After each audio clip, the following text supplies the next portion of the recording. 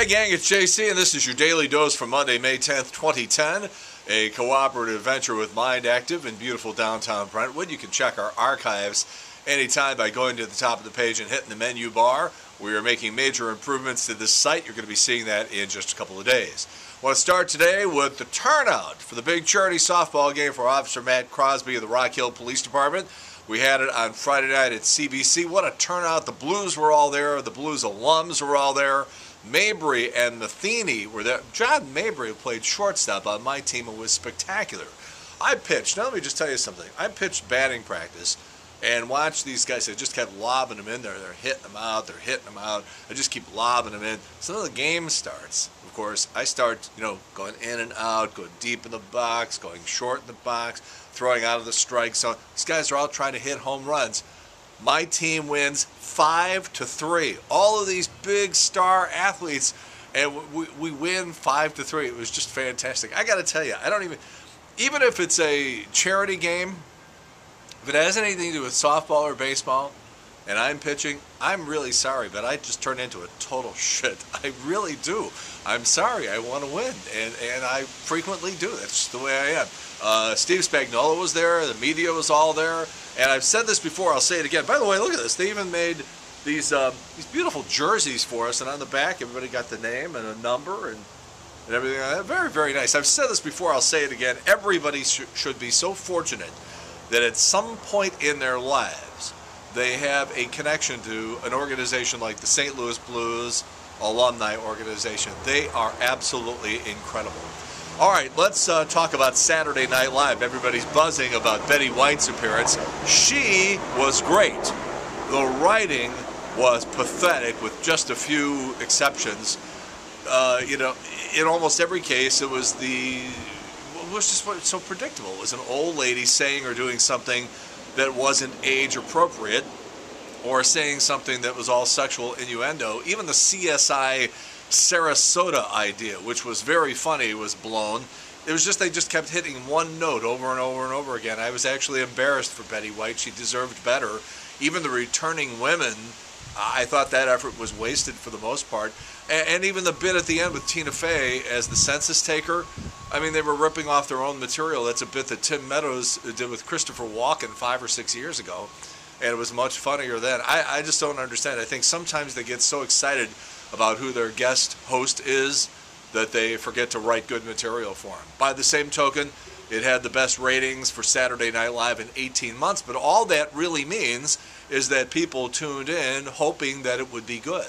So anyhow, what are you going to do? The show, I thought, also was ruined, as was Sunday's baseball game on Channel 5 with these incessant promos for I'm Just Saying on Channel 5. By the way, tonight we get more wisdom from the porked-out hick who's been on before, the big Tea Party sympathizer. Tonight, he's going to share his wisdom on taxation.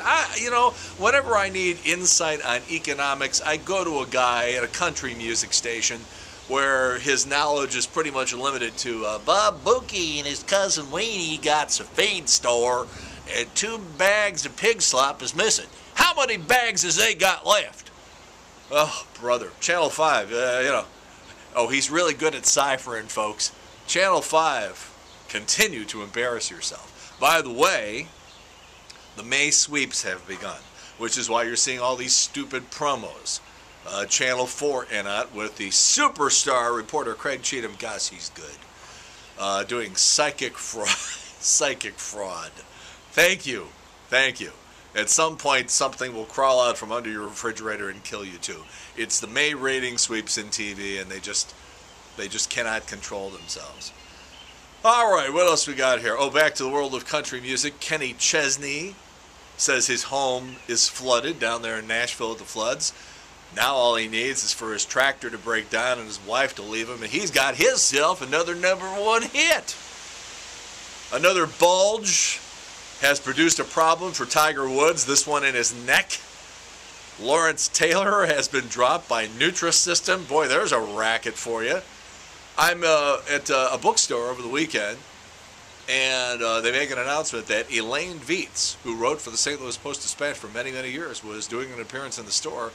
And sure enough, I walk in the corner and there's Elaine. She's a great gal. If you're into that murder mystery stuff, which I'm not, but if you like those mystery murder novels, especially if you like them sort of funny, a little sarcastic, where she's almost sort of winking at you as she's writing, pick up these novels from Elaine Beats. They're actually very, very good if you're into that sort of thing. It was on this date in 1975 that they did something called Human Kindness Day.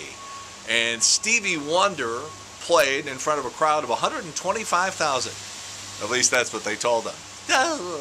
All right, we have two new features on our website here at jc'ontheline.com. One is called JC's Video Village, and the other one is called JC's Wayback Machine.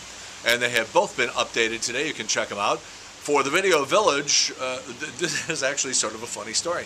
We were working at KSD, the old classic rock station, me and Mark Close, and they put us on a plane for Atlanta, and they said, you got like 6-8 hours, make as many 10-second TV commercials for the radio station as you can. And so we came back with 7 of them, and you'll see them. They range from sort of stupid to actually not bad. So we put all 7 of them back to back to back up for you today on the Video Village, and that'll run all week.